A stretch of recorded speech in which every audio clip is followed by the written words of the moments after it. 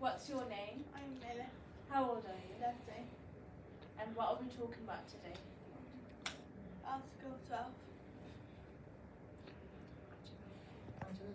What's your name? Angela. How old are you, Angela? I'm 13 years old. Oh, thank you, Angela. Okay. What is Article 12?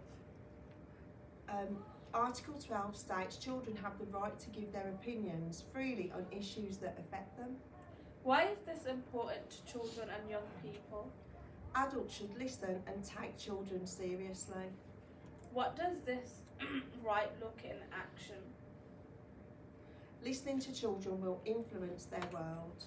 If a young person felt that their right was not being respected, what can they do about that?